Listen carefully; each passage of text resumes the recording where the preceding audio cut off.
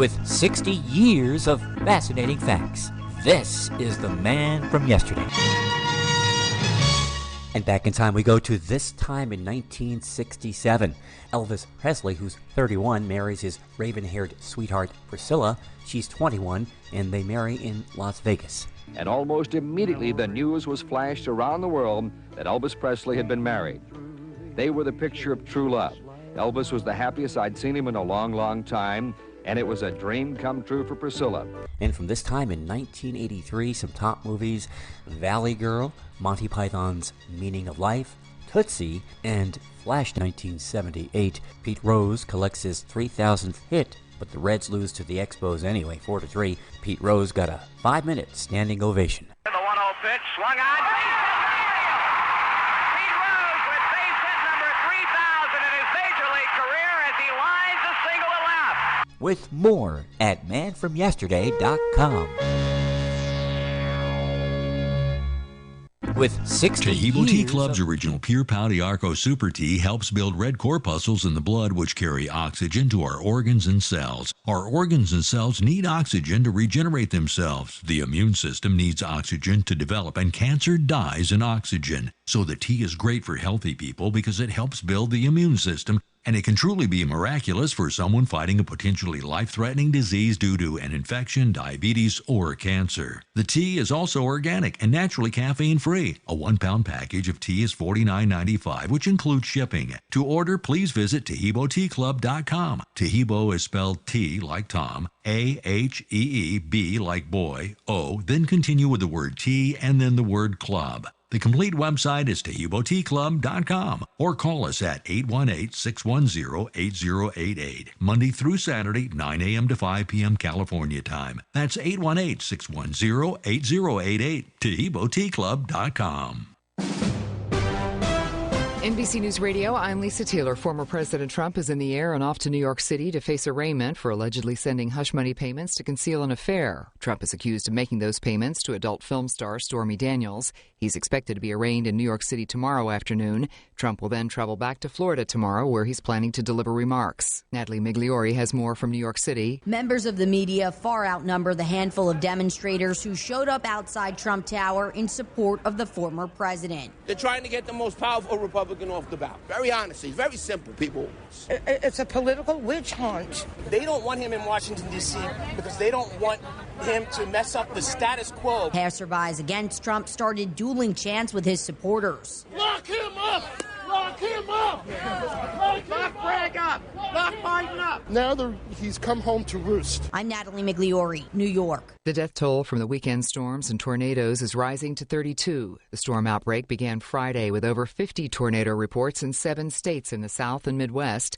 Deaths were reported in Tennessee, Illinois, Alabama, Mississippi, Indiana, and Delaware. Students and activists are calling for stricter gun laws at the Tennessee state capitol today. This comes exactly 1 week after 3 children and 3 adults were murdered at the Covenant School. Several schools in Nashville are participating in the school walkout, which was organized by the youth-led group March for Our Lives. House Speaker Kevin McCarthy will meet with the president of Taiwan Wednesday. The top Republican will sit down with the Taiwanese president, Tsai Ing-wen, at the Ronald Reagan Presidential Library in California, along with a group of bipartisan lawmakers. China last week called the meeting a provocation. Beijing sees Taiwan as part of Chinese territory and has long opposed meetings between Taiwanese leaders and American officials. China responded to former Speaker Nancy Pelosi's August visit to Taiwan by carrying out military exercises around the island. You're listening to the latest on NBC News Radio.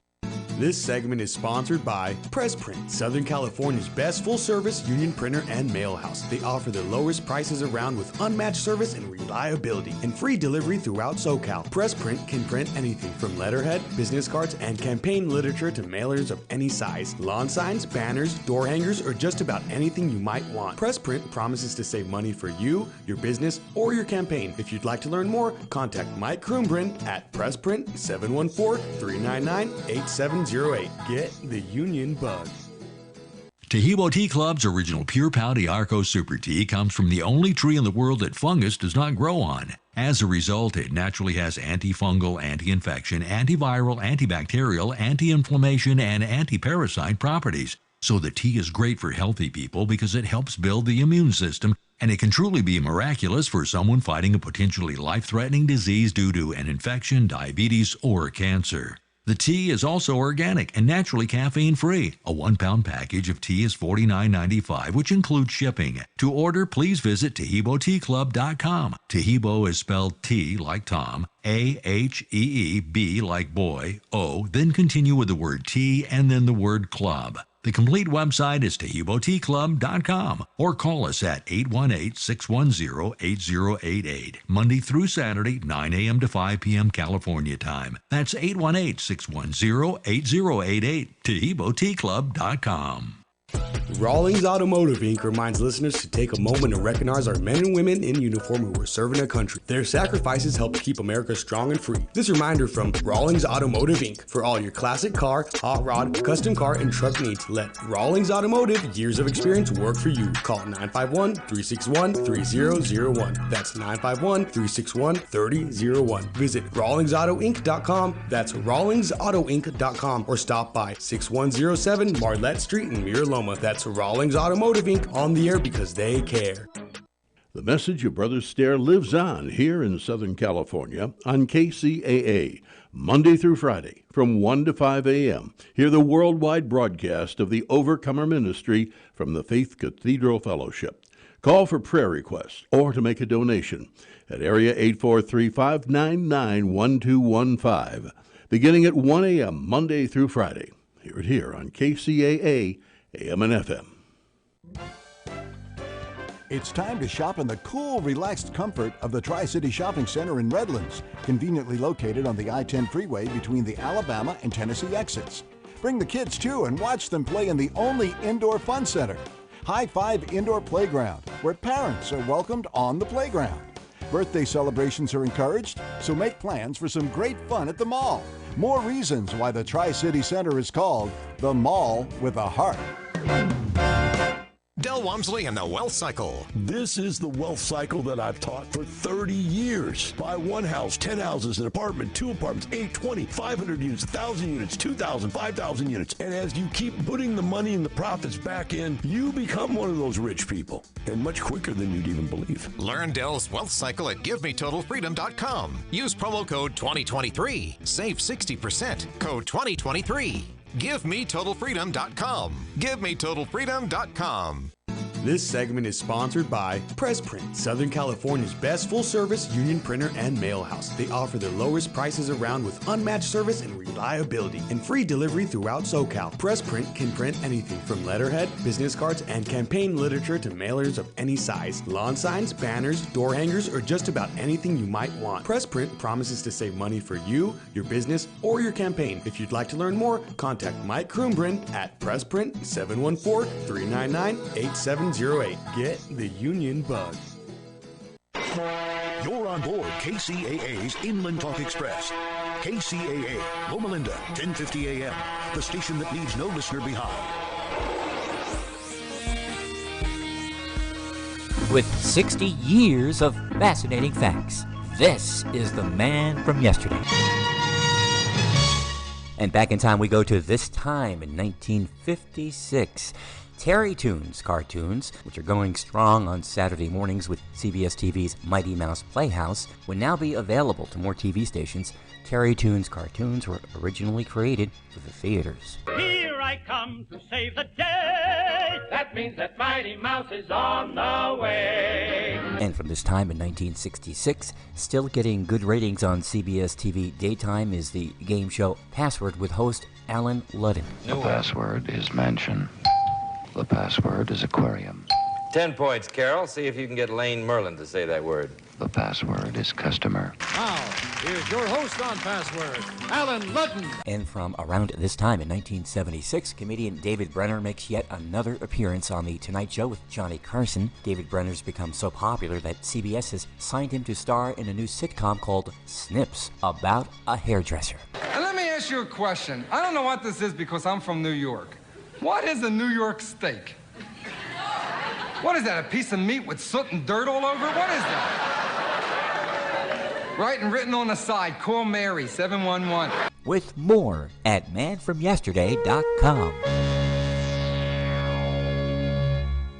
Tehibo Tea Club's original Pure Pau de Arco Super Tea helps build red corpuscles in the blood which carry oxygen to our organs and cells. Our organs and cells need oxygen to regenerate themselves. The immune system needs oxygen to develop, and cancer dies in oxygen. So the tea is great for healthy people because it helps build the immune system. You're on board KCAA's Inland Talk Express. KCAA, Loma Linda, 1050 AM, the station that leaves no listener behind.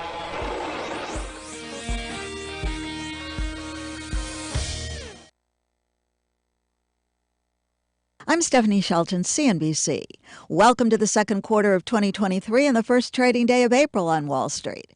It's starting with a nasty shock for consumers. The OPEC oil cartel plus, that includes Russia, cutting output by more than 1 million barrels a day to bring up prices. Oil futures are up more than 5%, and if this holds, watch for higher prices at the pump in about 2 weeks.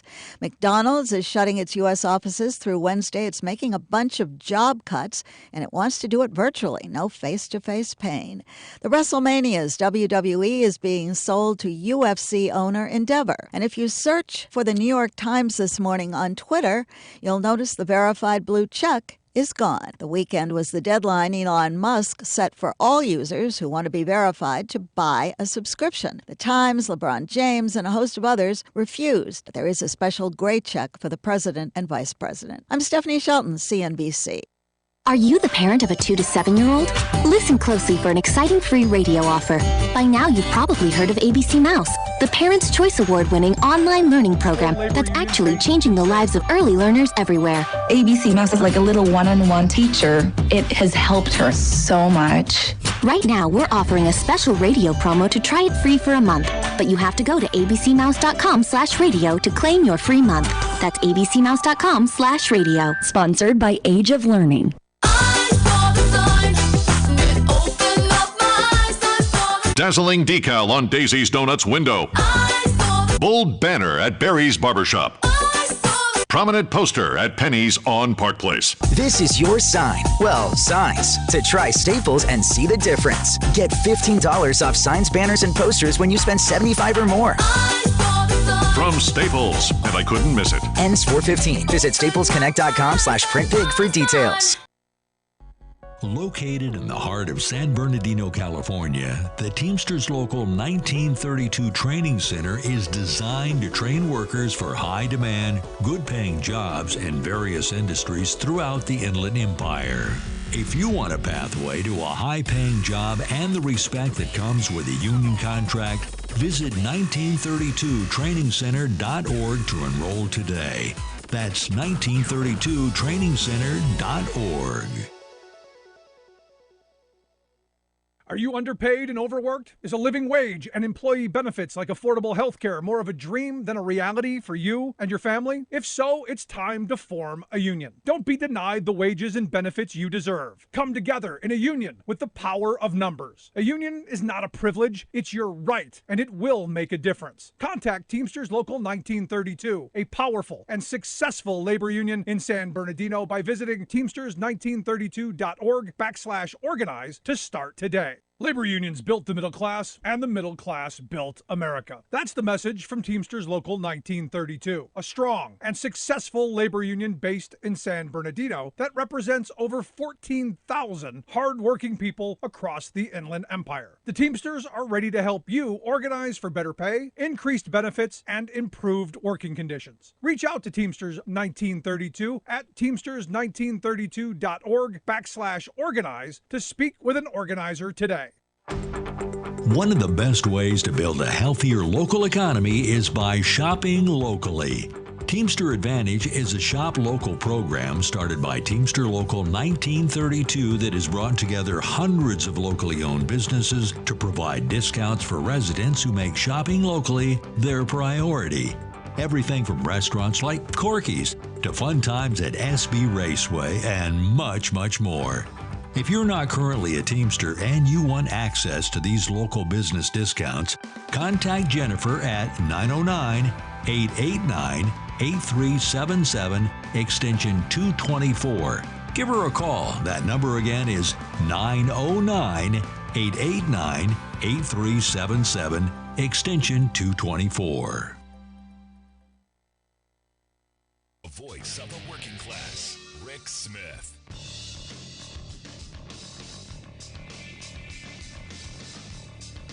And welcome, brothers, sisters, working class heroes. This is the Rick Smith Show. Thanks so much for being here today on the big program. Lots to get to, lots to talk about. The Trump Show. I guess we're going to see a second season, more reruns of the same old insanity. But hey, you know, maybe we'll get a couple of riots. Maybe we'll be one or two more out there. In my neck of the woods, there was a lonely guy stomping around town square, with a sign wanting people to honk if they feel the country was in distress or somehow declining or whatever it was. But he was quite angry because, in the couple of minutes that I sat there watching, because, he was adamant. He was shaking the sign at people and he was pointing and all kind. Nobody paid him attention. And I'm hoping as a country we look at this Trump show and we go justice across the board. If you commit crimes, you're held accountable. From the president on down. I know this is a unique thing because we're not used to the wealthy and the powerful being held to the same standards as the rest of us working folks. We're not used to it. I get it. I get that there's going to be some tension. I get it. But we're going to see what happens next week. On Tuesday, it's reported that Trump's going to fly into New York City on Monday. He's going to be arraigned on Tuesday. No handcuffs, so anyone who has this fantasy that they're going to force him to wear an orange jumpsuit and hands behind his back, or they're going to tackle him and slam him on the ground and do like they would do to the rest of us, that's not going to happen. But I guess there will be a mugshot. That may happen, and I got to assume it has to happen. And I'm waiting to see how they spin all that. I'm waiting to see how they spin the surrender, how they spin the fingerprinting. I'm waiting to see how this goes. And maybe that could be his presidential portrait. That because I'm expecting him to do the Tom DeLay, which is the big cheesy smile with the congressional pin and everything. I'm expecting that. Maybe a thumbs up. I'm expecting that out of Trump to try and make a mockery of it. And again, I think it's going to. I'm looking at all of the Republicans who are just jumping to his defense. We haven't seen the indictment yet, but from what's been reported is he faces more than 30 charges related to business fraud. 30 charges. I mean, this is one of those things where, I have to throw this out here. For a guy who doesn't email or text or do any of the, as my grandfather said, never write anything down. Don't write anything you don't want your grandmother to see. Never write it down. And look, DeSantis is the same way. They never email. They never write anything down. Everything is face-to-face in person. So the fact that they wrote a freaking check to a porn star for hush money is just mind-blowing. You would think a billionaire, a real billionaire, would have a couple of brown paper bags with $130,000 just laying around, for the time when you need to hush someone up, when you need a little hush cash. But no, they wrote checks. And the only guy who's probably looking at this scenario going, boy, that was dumb, was Jerry Springer. Because if you remember, Jerry Springer got into a whole bunch of trouble and basically lost his career as mayor of Cincinnati for bouncing a check to a hooker. I mean, is this much different?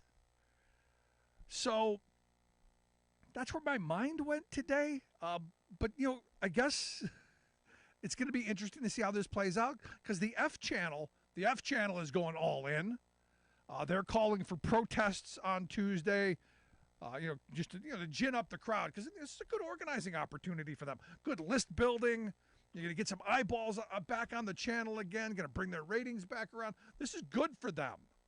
And they know it because, again, as Rupert Murdoch said, it's not about red or blue. It's about green.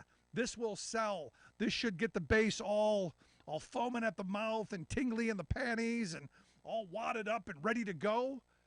And look, it's just not the F channel that's doing it.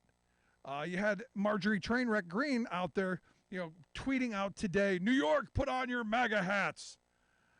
Under our constitutional rights, we will support President Trump and protest the tyrants. I'll see you on Tuesday. And I'm sure you will see us on Tuesday. I'm sure. But here, this is one of those things going, I don't know. You know, the fact that you're calling this an unconstitutional witch hunt and you're riling people up kind of reminds me of a day, kind of a day that people are going to remember, where, people with horned hats were, marching through the Capitol, destroying stuff, and people were urinating on desks and defecating on walls, breaking, stabbing, cops with flagpoles. You remember that day. And there's part of me that goes, this is what this crowd wants. They want that kind of, show of support, if you will. Lindsey Graham, same thing. Lindsey freaking Graham, almost crying. He tweeted out, how can President Trump avoid prosecution in New York? On the way to the DA's office, he writes, Trump should smash some windows, rob a few shops, and punch a cop. He will be released immediately. And here's the thing. I'm actually rooting for that, because I would love to see those cops take him to the ground and then put him in that orange suit. Now, again, Lindsey Graham, and I don't know what I don't get Lindsey. I just don't. But he said to the Washington Examiner that this is a moment in American history. This is the most dangerous decision by a prosecutor in the history of the country. He's opened up Pandora's box against the presidency itself. This is a danger to the presidency. This is turning the rule of law upside down to destroy a man the left fears. Then he goes on to say, don't let them get away with this. Vote. Show up at the ballot box. Give the man some money. And my mind, that's it right there. That's it. Because that's the Republican answer to everything. Give us money. They're like religious preachers. Give us money. God is all powerful, all knowing, just not really good with money. Send us money. Same thing with the GOP. Always. And I'm on all their email lists. Every day it's something. Give us money. Give us money. Give us money. Because it is. It's all a con. It's all a performance. It's all a show.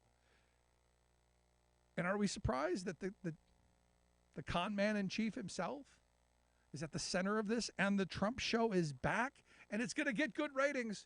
Look, our mainstream corporate-controlled media, they can't help themselves. It is going to get good ratings. And what's interesting to me, and this is, again, one of these moments where I've been watching for the last several years, as the Tea Party folks and the MAGA hats and all of the right-wing extremists have been for years chanting, lock her up, saying we should be, impeaching Obama and locking him up, calling for Biden to be locked up right now. For what, I still don't know. But the people who have been saying they want to do this, and for crimes that they imagine, we're going to lock her up, we're going to lock him up, we're going to lock them up. It's interesting to watch them whine and complain like little snowflakes in their safe space. I mean, it's kind of comical. And the thing that gets me is they're all in. They have thrown completely into this.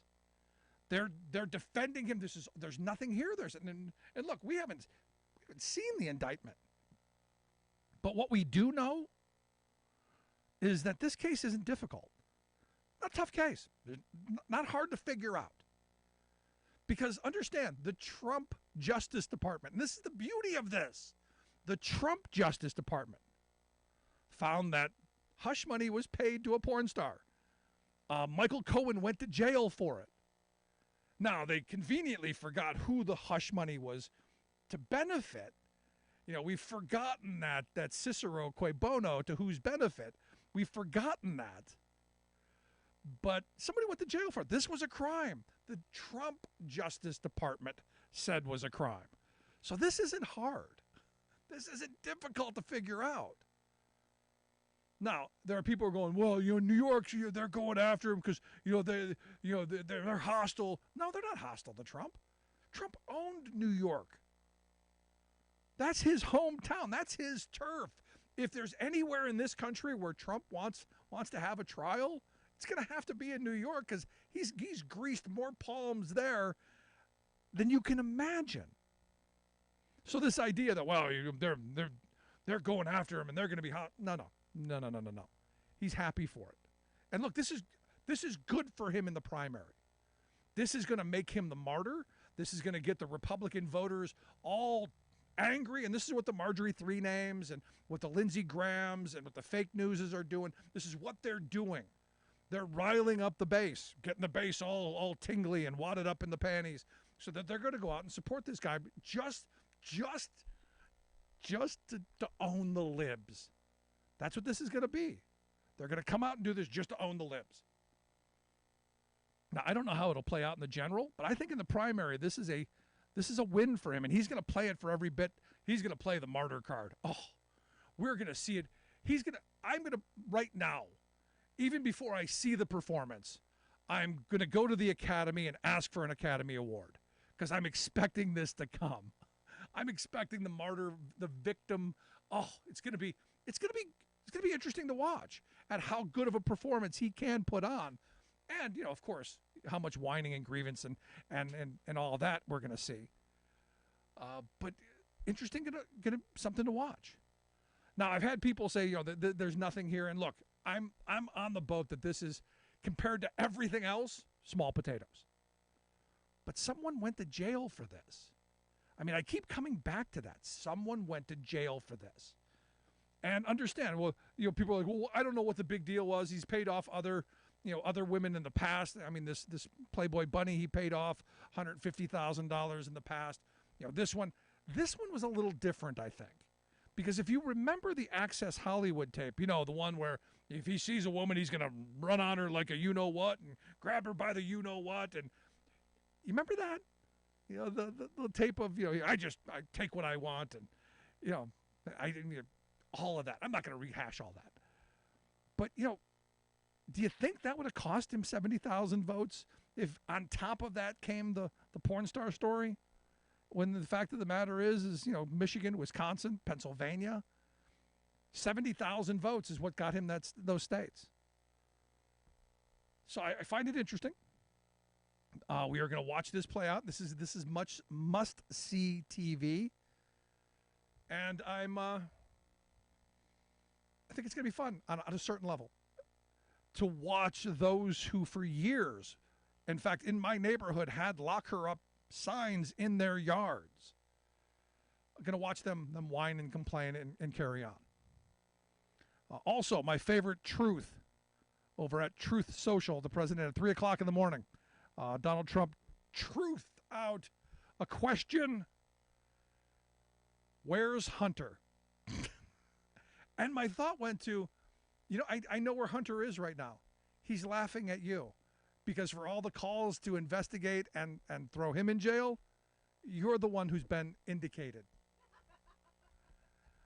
Want to hear your thoughts. Is this a smart move? Do you see this? How do you see this going? Email me, rick@thericksmithshow.com, or share your thoughts. Quick break. Right back. Stick around. You listen to The Rick Smith Show.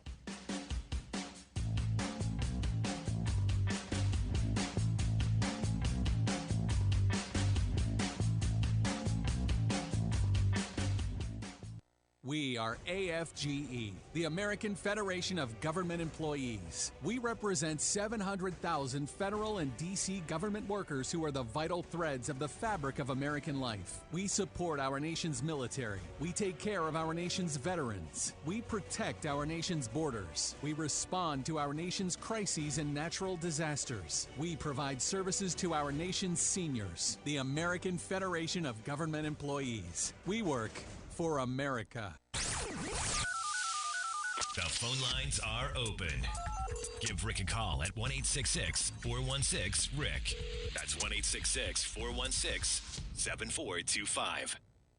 We are AFGE, the American Federation of Government Employees. We represent 700,000 federal and D.C. government workers who are the vital threads of the fabric of American life. We support our nation's military. We take care of our nation's veterans. We protect our nation's borders. We respond to our nation's crises and natural disasters. We provide services to our nation's seniors. The American Federation of Government Employees. We work for America.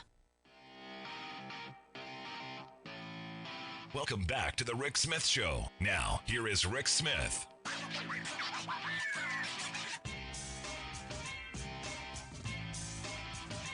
Welcome back to the Rick Smith Show. Check out our website, thericksmithshow.com. Questions, comments, something on your mind, email me, Rick at thericksmithshow.com. Again, this is going to be an interesting couple of days, especially, Tuesday. There are some who are saying they're going to be big protests, big this, big that. The other thing that I'm reminded, and I talked to somebody who lives in New York, who reminded me that the New York police, they know how to handle these kind of big things, and they don't play games. So anybody with bear spray, yeah. Let's go to the phones. Got Alice on line one. Alice, how you doing? Oh, I'm hanging in there. I wanted to say this. This idea of you cannot arrest a former president for anything. So that means they can get away with murder, rape, all that kind of stuff? Is that basically what they're saying? That's what he's saying. You remember Trump during the campaign? I could shoot somebody on Fifth Avenue and I wouldn't lose a vote. That's what he believes. Absolutely. Exactly. But apparently the rest of the Republicans believe that too, huh? Yeah. No. Do you find it as interesting as I do that, for the last several years, all we've heard is lock her up and lock up Obama and lock up Biden, lock up Pelosi, all this stuff, calling for exactly what Alvin Bragg is now doing, investigating crimes and holding people accountable. And I've been saying for a while, if Hillary Clinton committed all the crimes that they claim, that the right claims she's committed, and with all of the Republican district attorneys out there who are looking for a headline, how come nobody has brought her up on any charges? Either that or she's just the most brilliant criminal mastermind in the history of humanity. Oh, I got to agree with you. Well, and don't forget, she supposedly got into the prison and did Jeffrey Epstein in. Yeah. So, but, you've got to remember one thing, Rick. Rules only apply to anyone that is not a Republican. It's appearing that way, isn't it? It is, but you have a good evening. Thanks so much, Alice. I appreciate it. No, and look, Look, I was not a Clinton fan by any stretch of the imagination, but for all the wet work that evidently they did and to not get caught, honestly, if they committed all the crimes that my Republican friends over the years have told me they've committed, I think I do want them in the White House. I think I do want somebody who's smart enough to get away with stuff on a certain level. No, I'm not saying we should have criminals in political office. We got enough of those in CEO boardrooms. Real quick, key inflation numbers out today. According to the Federal Reserve, personal consumption expenditures price index. The key here is it's not as bad as they were expecting. They were expecting it to be 0.4. It was 0.3, so it was lower than expected. The Dow Jones estimate and lower than 0.5, the 0.5 increase in January. So things, message, bottom line, things are better than the Fed thought they were. I don't know if this is just good messaging or who knows what's going to come on down the road. But we're in this moment where they're saying, hey, we're finally holding prices down. Our scheme to raise interest rates is moving things in the right direction. And my mind goes like this. A lot of our price increases, especially at the grocery store, at the pump, a lot of our consumer prices have gone up for one reason: good old-fashioned American greed. And Sherrod Brown, Ohio senator, he tweeted out, surprise, surprise, high egg prices aren't just a supply issue, they're a corporate price gouging. And he tacks on this story about Cal-Maine Foods, the largest egg producer in the country. And their revenue, now remember, had a shortage. Remember, we've had all these problems. Remember, supply and demand, there's no supply. Their revenue doubled. And their profits went up. I hope you're sitting for this and not driving in heavy traffic. Profits surged 718% last quarter. So if you're paying $6, $7, $8, $9 a dozen for eggs, you are just filling the pockets of these CEOs and these shareholders. And I've been saying it for a long time. Look, I have not gone into a store where there have not been eggs on the shelf. I have not been in any of the grocery stores in our area where they go, sorry, out of eggs. There's a huge shortage. Now remember, that's what we're told. A big part of the raise in costs are. There's the inputs, of course, because we need the corn and stuff. And I'm hearing that from the Midwest, they've got more than we need. So there doesn't how much gas goes into egg production. Is it enough to give them a 718% surge in profits? Now remember, again, we're told that the reason the prices go up is because the costs for these companies are going up. But I bring back to you 718% profit. It's incredible. Their net income went to $323.2 million from last year, $39.5 million. You go, how is that possible? Well, it's possible because egg prices went from, I think, $1.60 last year, somewhere around there, to the average in February was $3.30. How do you justify it more than doubling? How do you do that?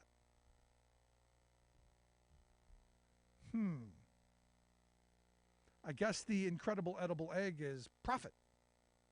I guess that's what that is. Now, again, this is, the free market. The free market does this. Now, this isn't the free market. Now, as I've said a number of times, stop buying eggs. You want to stop this? Just stop buying them. But we're not going to. We as Americans, we're just going to take the beating. We're going to continue to shell out the money, and they're going to continue because they know it. They know you're going to keep paying it. And we're going to complain about government. And that's what they know. They know it's all Joe Biden's fault. So as I've been sitting here for the last several months going, no, this inflation is not Joe Biden's fault. It's not because he gave you $1,400 and you were irresponsible with it. It's because these corporations see an opportunity. And when capitalists see an opportunity, that means you're getting screwed. That means more money's coming out of your pocket. Because they got you. They got you by the short hairs, man. Or by the eggs. We'll go with that. They've got you by the eggs. Or whatever it is you're going to buy. Because we've seen all of these prices go up. So the question is what are we going to do about it? I keep saying, where's our Senate commission? It's great that Sherrod Brown pointed this out. It's great that we see these things come up occasionally. But where's this generation's Harry Truman? Where's this generation's Teddy Roosevelt? Where are these people who are going to take on the profiteers and the gougers and the consolidation, the monopolization? Who's going to be this generation's TR or Truman? Who? I'm hoping for Sherrod Brown. Love to see him run for president. Want to hear your thoughts? Email me, rick@thericksmithshow.com. I'm Rick Smith, and this is Labor History in 2. On this day in labor history, the year was 1969. That was the day Dr. Ralph Abernathy, president of the Southern Christian Leadership Conference, arrived in Charleston, South Carolina, to address striking hospital workers and their supporters. More than 400 black hospital workers at Medical College Hospital and Charleston County Hospital had walked off the job earlier in the month. They demanded an end to racial harassment and discrimination, wage increases, union recognition, and the reinstatement of fired coworkers. It was yet another instance where workers' struggles embodied the broader social debates of the day. Struggles for racial and gender equality, as well as the rights of public sector workers to organize, especially in the South, all converged in Charleston. Workers at both hospitals sought out Local 1199, which had already organized hospital workers in New York City. Local 1199B was soon chartered, and Mary Moultrie, a licensed nurse from Medical College Hospital, was elected president. 12 workers were fired when the new union demanded recognition. That's when they voted to go on strike. Picketers were met with injunctions and arrests. The president of MCH, William McCord, stated that he would not, quote, turn a $25 million complex over to a bunch of people who don't have a grammar school education. He and Governor Robert McNair cited the state's right-to-work law as justification for refusal to recognize the union. The SCLC arrived in Charleston to lend its support. Speaking to 1,500 workers and their supporters, Abernathy linked the struggles of Local 1199B to those of meat packers and sanitation workers. He also charged that Congress would rather spend millions on war than to stand people on their feet in Charleston. For more information, go to laborhistoryin2.com, like us on Facebook, follow us on Twitter at laborhistoryin2. Until recently, kids were thrilled when their parents said, "We're going to Disney World." But that was in the before times, before Florida's autocratic governor put Disney World under the control of his state's thought police, turning it into DeSantis World. Having made kid-friendly Disney kowtow to his own magic kingdom of right-wing ideological conformity, Governor Ron is now demanding that the entire Sunshine State convert to the darkness of DeSantis World. A major tactic in his push is to rewrite the state's school books to, quote, protect young ones from having to learn that such historical unpleasantness as racism and sexism have shaped their society and are still doing so. To advance Ron Think, he has rammed his Stop Woke Act into law, requiring teachers to soften or just eliminate references to America's racial problems. Pretend it never happened is Professor DeSantis' instruction. Indeed, one educational publisher obediently followed his dictate by rewriting the uplifting 1955 story of Rosa Parks confronting the flagrant institutional racism of Montgomery, Alabama's public bus service. Before DeSantis, the publisher told the story straight. Quote, in her city, the law said African Americans had to give up their seats if a white person wanted to sit down. Parks would not give up her seat. The police came and took her to jail. Now, after desantification, here's the publisher's rewrite. One day, Parks rode the bus. She was told to move to a different seat. She did not. She did what she believed was right. No reference to her even being African American or to the law requiring her to bow to any white person's demand for her seat. And no mention of police hauling her to jail because of the color of her skin. This is Jim Hightower saying, DeSantis World is where people's dream of social justice goes to die.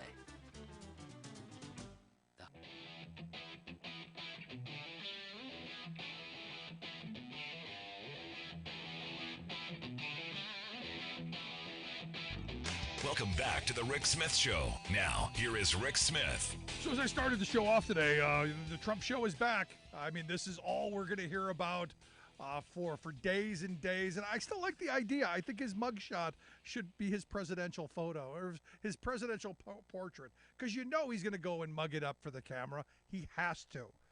You maybe some thumbs up, or there's going to be something ridiculous that comes out of this. But here to share some thoughts on the case and whether this is a joke, as I've had some people tell me, whether this is small potatoes or whether this is potentially serious. I've asked my good friend Renato Mariotti to come share some thoughts with us. Renato's a former federal prosecutor and host of the It's Complicated podcast. We'll get links out on how you can check that out. Renato, thanks for taking time for us. Happy to be here, Rick. So let's start with what we know so far. I've seen that there are probably somewhere upwards of 30 charges that are part of this. And now nobody knows. I guess it's still sealed, but this is what's come out. You know, how bad do you think this is? How bad could it be? Thoughts? Well, first of all, whenever you're indicted with committing felonies, that's a serious thing.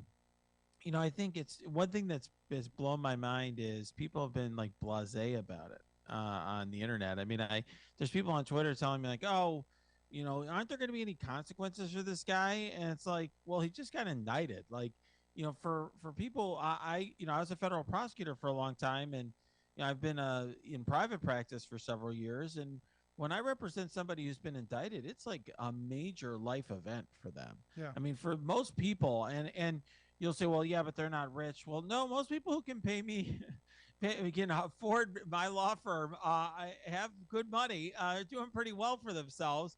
And it is hard. There's people who want to commit suicide. There's people who they're devastated. Their reputation's destroyed. Their business is in a difficult spot. They're not sure how they're going to go on. So I think no matter what Trump is saying, no matter what BS is getting flung, it's a big deal. And you know what? There's more, criminal cases on the way. Yeah. So very challenging situation for him. No, and that's the thing. Look, I'm not a lawyer. I don't even play one on TV. But this seemed to me to be the least serious of all the things that he's charged with. Is that somewhat accurate? Yeah, I mean, based on what we know, I've been very careful. All the Trumpsters are denouncing this. It's this and that. They haven't even read the indictment yet, so I'm being cautious because I haven't read the indictment. I don't know all the evidence, but based on what we hear, if this is really just the hush money payments and campaign, alleged campaign finance case, that's really a lot more problematic for the prosecutors than the Fulton County case of January 6th or the others. What's interesting to me, though, I mean, if he's got a history of paying off people, he kind of lives his life like a mobster. He doesn't write anything down, doesn't do email or any of that stuff. It's curious to me that you just don't have a bag of money laying around for when you need it. Why you would write a check for anything is beyond me, because immediately I'm going back to Jerry Springer bouncing a check to a hooker, and I'm going, you don't have a little bit of cash laying around and you're a billionaire? It's an interesting thing. If you're semi-legitimate, whenever you withdraw or deposit over $10,000 worth of cash, there's a form that's a CTR that's filled out. And so real criminals know to avoid that, right? Yeah, they have cash and they got it buried like a pirate, or hidden someplace. But true story. I mean, you're dealing with a real criminal where they can, have cash squirreled all over the place. Yeah, it's interesting. Most white collar folks try to disguise transactions in other ways. And he's not alone. I mean, the former Speaker of the House, Dennis Hastert, was, withdrawing money from his bank account to pay off, underage children that he was, they're no longer were children at that time, people he had abused. He was using his bank account as well. Yeah, no, it's just amazing to me. So what are we expecting Tuesday? Now, they say he's not going to be handcuffed. He's going to have to come in and he's going to have to be arraigned. Will there be a mugshot and fingerprinting? Will they make this a display thing? Will this be something done in a closet off? If you're the prosecutor, how do you handle this? Okay, well, first of all, he's going to get fingerprinted. He's going to get booked. That's just part of the deal. Okay, when you've been indicted, it's always a crazy thing, no matter how small the case is. And even if the person's coming in on their own recognizance, so to speak, they still got to get booked. The booking photo won't get released, and you're not going to see him. You're going to see him in a business suit or whatever he would, a Trump T-shirt, whatever he decides to wear. I assume a business suit, and he's not going to be in handcuffs. You will be able to see him walking in the hall in the courtroom. They occasionally let a photographer in to take a photograph, like a still photograph. So we may see a photograph from inside the courtroom. Yeah. But it's not it's not like court TV, right? Yeah, no, because I got it in my mind that they're gonna make a mockery of this. And you can disagree with me if you think that. I think he's going to make a total mockery of this. He's going to play the victim. He's going to play the martyr. My mind went to the famous Rosa Parks video or photo of Rosa Parks being fingerprinted. My mind went to that today. I think they're going to try and make him being fingerprinted, like in the same world. That the left is martyring this poor guy, and it's like a rallying cry. But I could be wrong. What came to mind for me, Rick, I mean, you and I are thinking in similar vein. What came to mind for me is, remember when he got COVID? Yeah. And they pumped him full of a bunch of drugs in the hospital. Then he came back to the White House. And he's like, I don't remember. He had his arms up, like, yes, I've overcome. He's out on the balcony, strutting around. I could just see him strutting around outside the courthouse and be like, he's like remains undefeated, or he's going to defeat the Democrats, or. Yeah, no, whatever. I just see this going that way. Now, do you see it as interesting as I do? Because I'm listening to Marjorie Three Names. I'm listening to Lindsey Graham, all of the right-wing mouthpieces, saying, oh, this is the end of the republic. You're destroying the presidency. Now, these are the people who for years were saying lock Hillary up, go after Obama, impeach Biden. These are people who've been calling for this kind of stuff for years. And now that it's gone against their guy, well, this is a bridge too far. Yeah, well, you're telling me the Republicans are hypocrites? It's really surprising, Rick. I hadn't considered that before. But yeah, I mean, look, what's going to be interesting to me is what happens when more indictments drop. What happens when Fulton County comes? I mean, that one I think we can feel confident about because let's face it, that grand jury foreperson wasn't exactly a poker player, was she? No, not at all. She didn't hold her cards close to the vest. So we pretty much know at least that one's coming. So at a certain point, is anyone on their side, are they going to take this seriously? Is everyone in some grand conspiracy? One thing I find funny is they always talk about the left or the Democrats or whoever they is. Yeah, I don't know who they are. As if you and I are the same guy as Alvin Bragg. Like we all sit around in a room together and plot, what we're going to do next. The reality is, probably most people didn't want Alvin Bragg. What is Alvin Bragg doing? I'm sure Jack Smith is sitting there in D.C. hold off, Bragg. I got a case over here. But people do what they're going to do. It'll be interesting to see if now the floodgates open, and you see the attorney there in Atlanta. You see the people at the DOJ coming forward. Who knows? And does this help? Do you think this helps or hurts him? I think the common wisdom is in the primary. It's going to help him because the base is going to be all lathered up because they're martyring our guy. But in the general, I don't see any of this helps him in a general. Yeah, I mean, look, the numbers out there that I've seen appear to suggest that it's helping him at least in the short run. I wonder though, Rick, will it really even help him in the primary when he gets indicted? In a lot of places, there was this pile on with certain defendants, right? R. Kelly. Every prosecutor in America started charging that guy. He was facing 5 different cases. Avenatti, Harvey Weinstein. If Donald Trump gets in that category, if there's 4 indictments out there for this guy, at a certain point, is there anybody in the Republican Party who's well, maybe we should indict the guy who's not, facing 4 different criminal indictments? I don't know. See, I still think the base is so loyal that they aren't going to believe any of it, and that's going to be enough to keep him at the front of the Republican Party, at least through the primary. I could be wrong, but I got to tell you, I want him to stand for election in 2024, and I want him to be soundly defeated so that maybe we have a chance to push back on all the insanity he's brought forth. So that brings up the question then, if he is the nominee, and I don't know, I don't have a crystal ball to say he will, but it looks like possibly, when do these trials hit? I mean, is it possible they push these off until he's actually president if he wins, and then it's 4 years down the road before they can do anything? I know this is unprecedented, but how could this play out?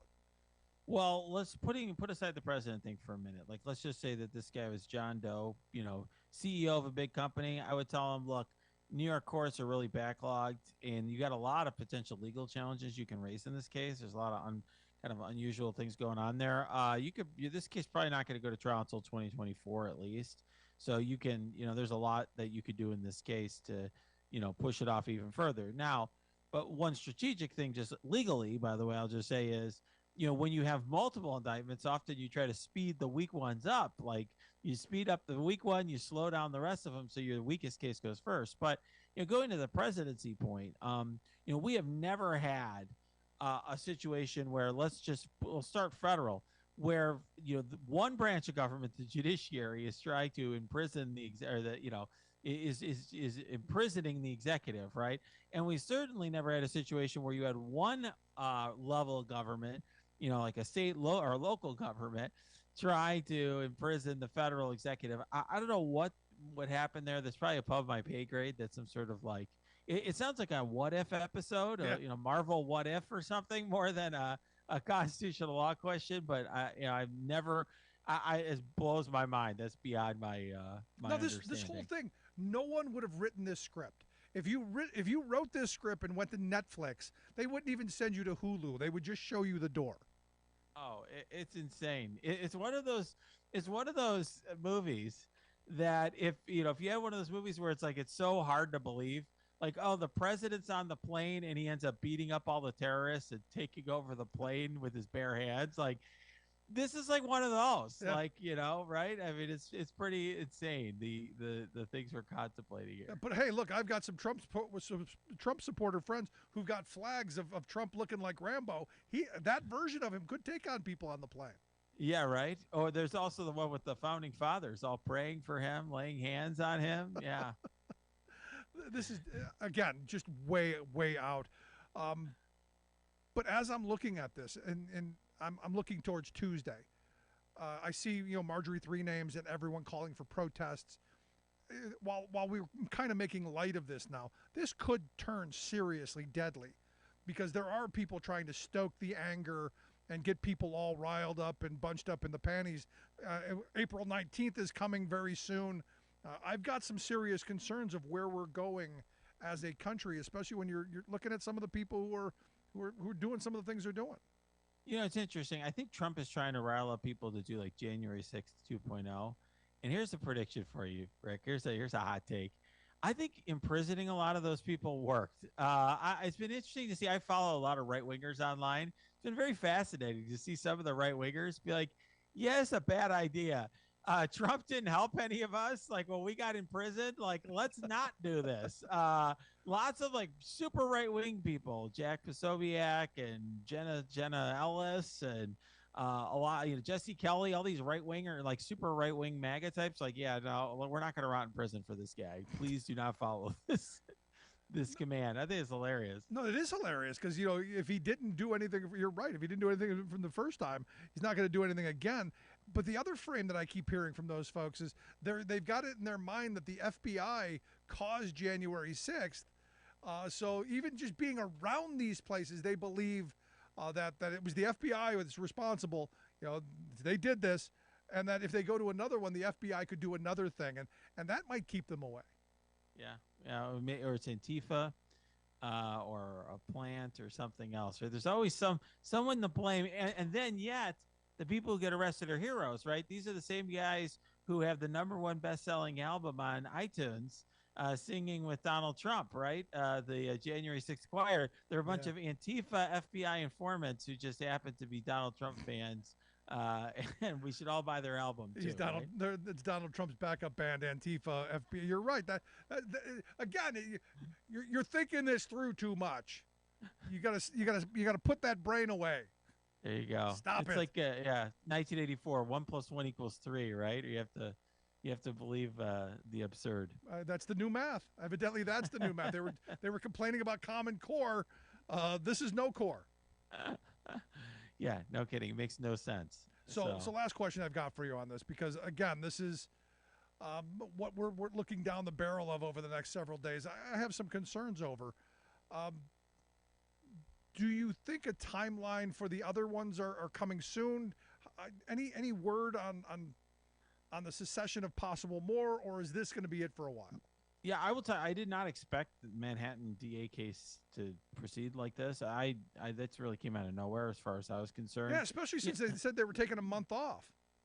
Yeah, it was bizarre. And then even before that, right, Bragg had kind of decided not to follow along with what Cy Vance is doing. And then this hush money thing came out of nowhere. It's not like it's a new development or something, like Stormy Daniels just showed up, right? So it was kind of interesting. Fulton County, I mean, I thought that was going to be the first indictment, and that probably will come in the next few months.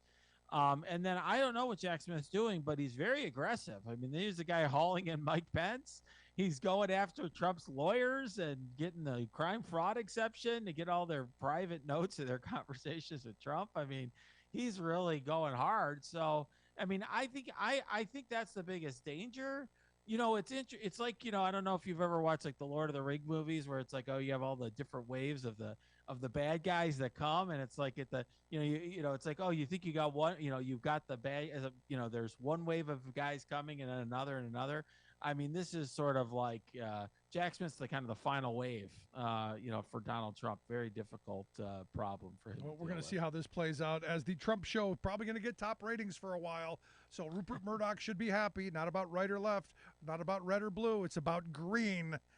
So he might be raking it in. But Renato, I appreciate you sharing some of your expertise with us, and I hope you'll come back and keep us informed as this moves on down the road.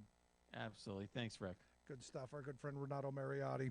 Make sure you check out his podcast, the It's Complicated podcast. You can find that wherever you find your favorites. Gonna take a quick break. Right back with your thoughts. Stick around. You're listening to The Rick Smith Show. We're working people. Come to talk.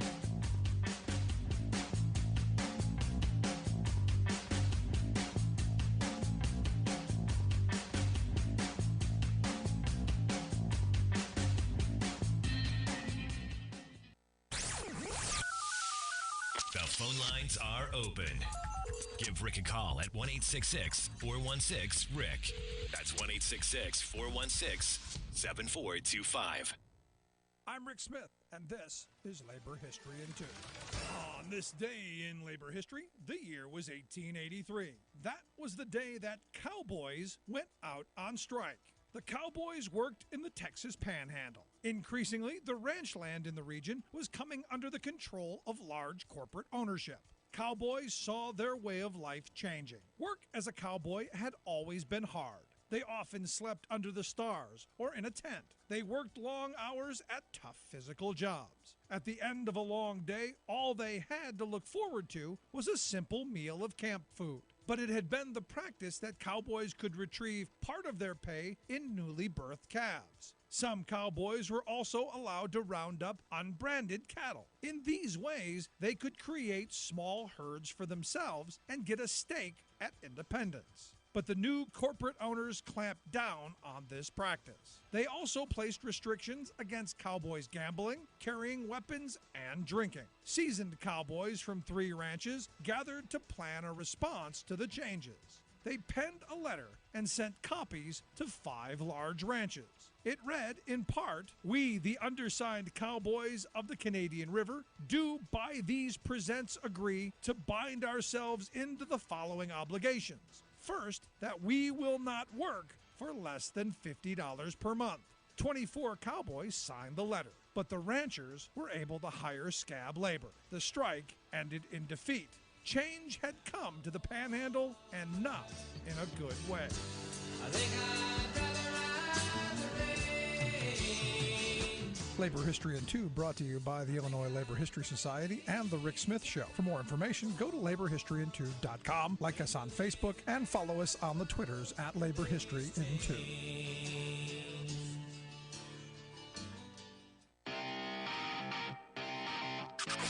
You're listening to The Rick Smith Show, where working people come to talk.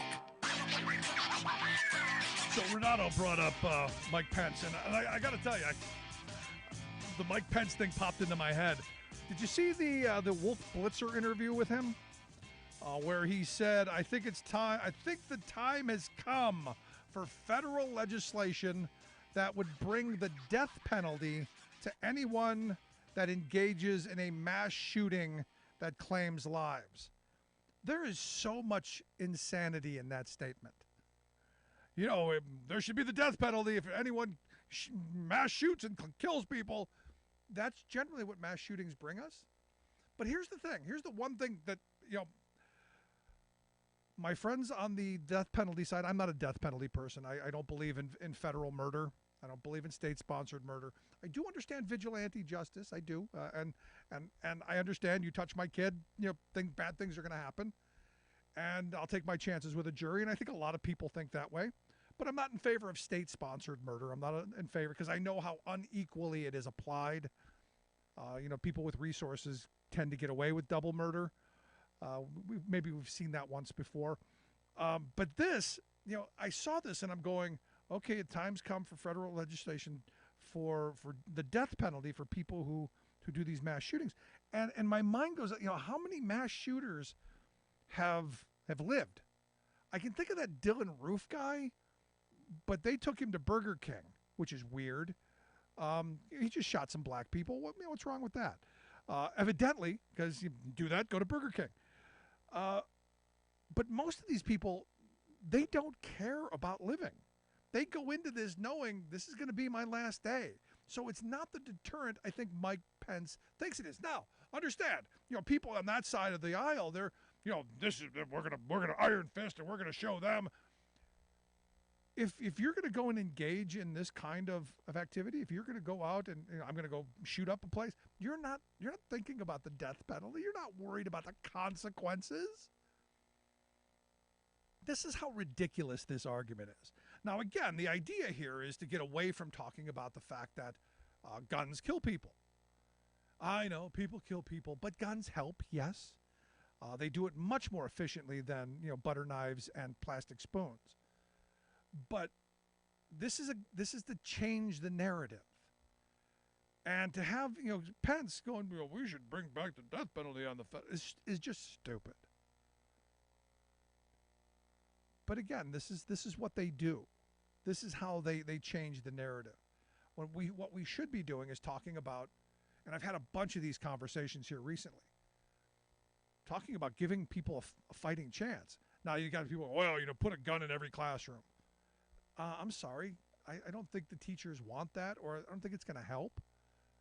But I'm not against having people, security people on the premises, walking the perimeter. I just don't want it to end up being an armed camp. I went to Mexico years ago, and when I got off the plane, the one thing that popped into my vision was they had sand barricades set up on all the street corners, with people with stationary machine guns, and I'm going, wait a second. I don't feel safer. I know the bad people are. I'm not feeling the love. Is that what we're going to do out in front of every one of our schools so that gun nuts can have their toys, so that we can have something that is going to blow off 100 rounds? And I had an interesting conversation with one of my gun fetish acquaintances. And I said, look, I've been in situations where people have used handguns to shoot other people with. And you learn to count. 1, 2, 3, 4, 5, 6. He's out. I don't know that you can count to 100 fast enough as the bullets are going out. I don't know that I would trust my counting. So you don't really have a chance.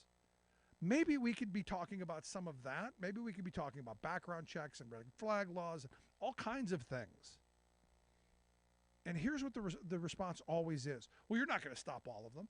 And of course you're not going to stop all of them. There's always going to be someone who's going to do something bad. But you know what you can do? You can make it more difficult for them. Because I'll bet you this woman in Nashville, I'll bet you couldn't go buy 5 guns legally with the mental health background that she had. I got to think those 3 kids, those 3 9-year-olds, they got a chance. I got to think that. I think if you make it more difficult to go through the paperwork and answer questions and go through the hoops to get it, I got to think that barrier going to weed out at least some. And I know your convenience to be able to get whatever you want, whenever you want, however you want, is much more important than the families of those 3 9-year-olds. I get that.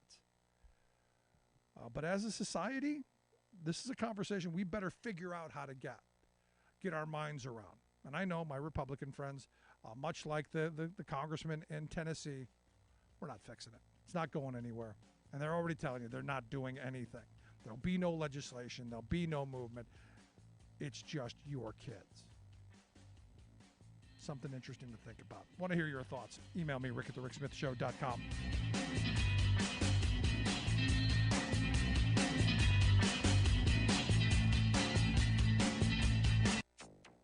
It's a form of trickle-down fantasy that just will not make life easier for everyday Americans. House Republicans race to pass fossil-fueled energy bill.